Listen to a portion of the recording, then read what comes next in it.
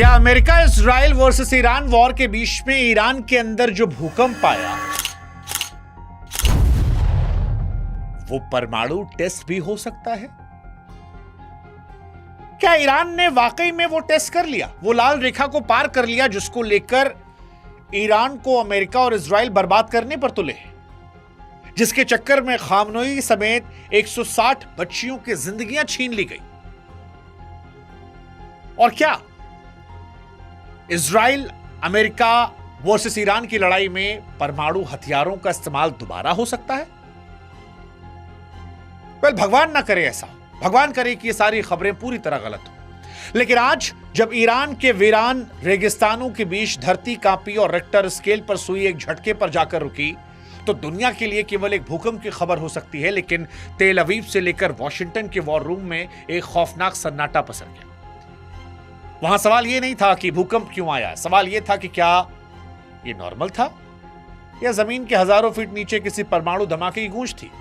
और क्या यह मुमकिन है कि ईरान ने उत्तर कोरिया, रूस या चाइना की हेल्प से कोई गुपचुप परमाणु परीक्षण किया हो? क्योंकि ईरान को लेकर अब एक थ्योरी चल रही है कि हम तो डूबेंगे सनम, तुमको भी लेकर डूबेंगे। हमारा तुमने सब बर्बाद कर ही दिया, अब हम भी तुमको बर्बाद करेंगे, तुमको भी नष्ट करके हम जाएंगे, तुम्हारी भी कौम खत्म करके जाएंगे। ये थ्योरीज चल रही है। दुनिया भर में जो लोग ईरान को सपोर्ट कर रहे हैं वो भी यही बात कमोबेश कह रहे हैं। और ऐसे में जब एक धरती कांपने की खबर आती है तो क्या ये केवल कोरा इत्तेफाक था या इत्तेफाक से कहीं आगे जाकर ये किसी गुप्त हथियार का नतीजा था? Iran's sprawling nuclear facility has come under attack amid ongoing tensions in West Asia. देखिए, जैसे ही ईरान के फार्स प्रांत से भूकंप का डेटा दुनिया के वैज्ञानिकों के सामने पहुंचा, उनके माथे पर पसीना तो आया है। अंतर्राष्ट्रीय संस्थाएं कह रही हैं कि वो साधारण भूकंप जैसा नहीं था। आमतौर पर भूकंप में धरती धीरे धीरे हिलती है, परमाणु विस्फोट में एक साथ झटका लगता है जो एक पल में पूरी ताकत दिखाता है। और यहीं से सवाल शुरू हुआ कि ईरान के रेगिस्तान में कौन सा झटका था, नेचुरल वाला या फिर परमाणु टेस्ट वाला? और क्या दुनिया परमाणु युद्ध की तरफ बढ़ रही है? जिस तरह से एक दूसरे को बर्बाद करने पर लोग आमादा हैं, जिस तरह से एक दूसरे के बच्चों को मार रहे हैं, कोई हैरानी नहीं होगी, कोई हैरानी नहीं होगी, क्योंकि ईरान से लड़ाई अमेरिका की तो पूरी परमाणु को लेकर ही है। और इसीलिए सवाल आज बड़ा महत्वपूर्ण हो जाता है कि क्या दुनिया परमाणु युद्ध की तरफ बढ़ रही है और क्या ईरान ने चाइना, रशिया या नॉर्थ कोरिया के हेल्प से परमाणु टेस्ट किया? इस कहानी की हम शुरुआत करें उससे पहले हमारी आपसे गुजारिश है कि हमारे व्हाट्सएप चैनल से आप जुड़िएगा, क्योंकि इस वॉर को लेकर जितने भी वीडियोस हम बना रहे हैं वो आपके मोबाइल तक ऑटोमेटिकली पहुंच जाएं और भविष्य में भी हर एक विषय को लेकर आप पहले से जानकार बने रहें। हमारा आपका संवाद बेहतर हो, रिश्ता मजबूत हो, इसके लिए आप हमारे व्हाट्सएप से जुड़िएगा। लिंक हमने डिस्क्रिप्शन में, कमेंट सेक्शन में दे रखा है। अब शुरुआत करते हैं इस पूरे मामले की। दरअसल इस पूरे मामले को समझने के लिए हमें कुछ दिन पहले की उन तस्वीरों को देखना होगा जिसमें इजरायली वायुसेना ने ईरान के सबसे सुरक्षित परमाणु ठिकाने पर हमला किया था। इजराइल का यह दावा था कि उसने सेंटर को तबाह कर दिया, लेकिन क्या ईरान ने इजरायली जासूसों को चकमा दिया? दुनिया जिसे मलबा समझ रही थी, क्या उसके नीचे ईरान की खतरनाक मशीनें काम कर रही? यह खबर और महत्वपूर्ण इसलिए है क्योंकि ईरान के अंदर खामनोई को मार डाला गया, उनके तमाम कमांडर्स को मार डाला गया है, उनके बच्चों को मार डाला गया है। और अक्सर यह देखा गया है जब किसी देश का बड़ा नेता संकट में होता है तो सेना अपनी ताकत दिखाने के लिए ऐसे बड़े कदम उठाती है। अब जब खामनई दुनिया में नहीं है तो फिर सवाल वही कि क्या ईरान ने यह आखिरी दांव चलने की कोशिश की जहां पर अपनी रक्षा करने के लिए अब वो किसी भी हद तक जाने को तैयार हो गया? यह सवाल बड़ा महत्वपूर्ण है और यही सवाल उठता है थर्ड वर्ल्ड वॉर का। और यह सवाल कि दुनिया के बाकी बड़े देश क्या कर रहे हैं, क्योंकि यह लड़ाई अब सिर्फ दो देशों की नहीं है बल्कि एक बड़े ग्लोबल गेम का हिस्सा है जिसमें दुनिया की तमाम महाशक्तियां शामिल हैं। सवाल यह कि रूस और चीन की मदद के बिना क्या ईरान ऐसा दुस्साहस कर सकता है? क्योंकि ऑलरेडी मार्केट में खबर है कि जिस तरह से ईरान अटैक कर रहा है, जिस तरह से उसके ड्रोन इजराइल के डिफेंस सिस्टम को चकमा दे रहे हैं, क्या ईरान की टेक्नोलॉजी इतनी अपडेटेड है या बैकडोर से कहीं पर चाइना, रशिया या नॉर्थ कोरिया ने उनकी हेल्प की?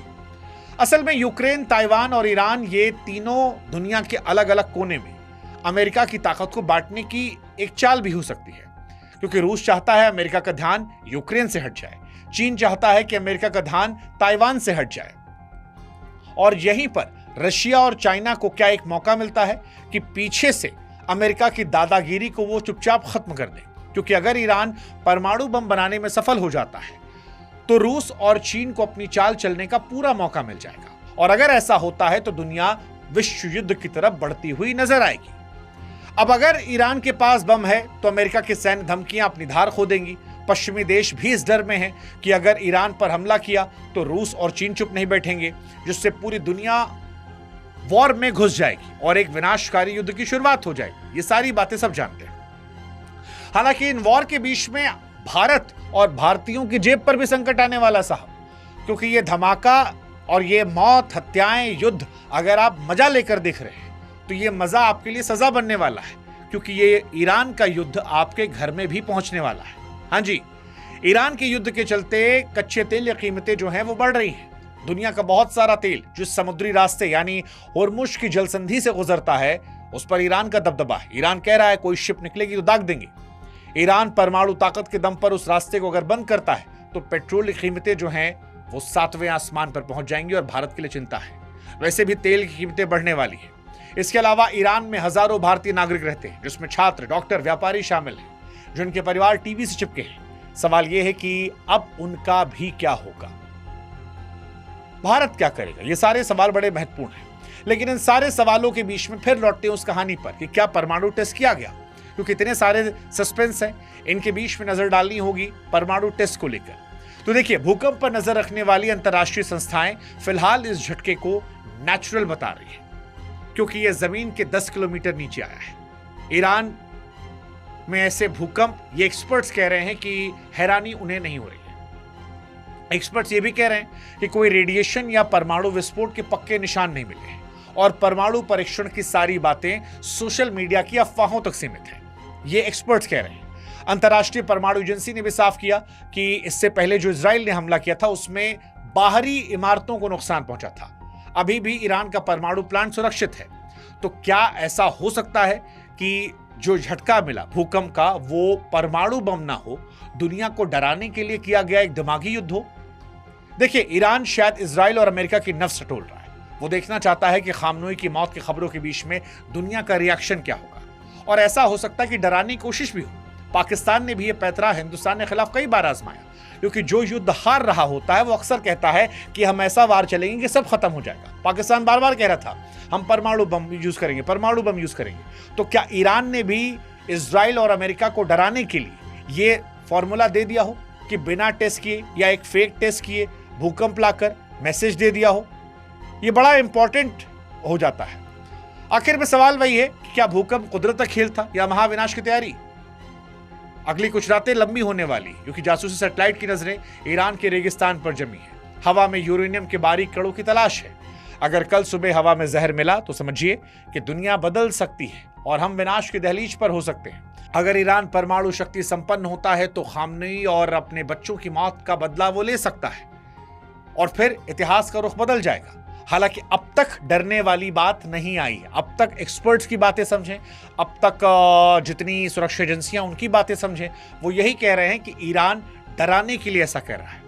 लेकिन ईरान के पास इतने हथियार होंगे ये भी किसी ने नहीं सोचा था, क्योंकि ट्रंप और नेतन्याहू ये मानकर बैठे थे कि युद्ध 2-3 दिन में खत्म हो जाएगा। लेकिन अब ट्रंप के चेहरे की हवाइयां भी उड़ी है। वो ये कह रहे हैं कि ऐसा हो सकता है युद्ध 4-5 हफ्ते चल जाए। ऐसे में परमाणु थ्योरी वाली बात पूरी तरह से नकार देना अब तक शायद किसी के हाथ में नहीं है। हाँ, प्रथम दृष्टया जो दिख रहा है उसके हिसाब से ये लग रहा है कि ये डराने की कोशिश थी, बट क्या ये छिपाने की भी कोशिश भी हो सकती है? पता नहीं, क्योंकि छिपकर तो अमेरिका ने भी वार किया था। बातचीत की टेबल पर पहुंचकर खामनोई को मौत के घाट उतार दिया। ऐसे में क्या ईरान की मदद रशिया, चाइना, नॉर्थ कोरिया कर सकते हैं उसे परमाणु संपन्न बनाकर अपना बदला लेने के लिए? दुश्मन का दुश्मन दोस्त, बहुत सारी थ्योरीज हैं। फिलहाल हम दुआ यही करेंगे कि विश्व युद्ध की तरफ ना बढ़े। हम दुआ यही करेंगे कि मानवता का विनाश ना हो। हम दुआ यही करेंगे कि बच्चे सुरक्षित रहें और हम दुआ करेंगे कि ये युद्ध जल्दी खत्म हो जाए, क्योंकि अगर युद्ध लंबा चला तो इसकी आंच, इसकी तपिश से हम और आप भी झुलसेंगे। हम और आप भी इससे कीमत को चुकाएंगे। ये ना हो तभी शायद बेहतर है। बाकी आप क्या सोचते हैं इस विषय पर? कमेंट सेक्शन आपका इंतजार कर रहा है।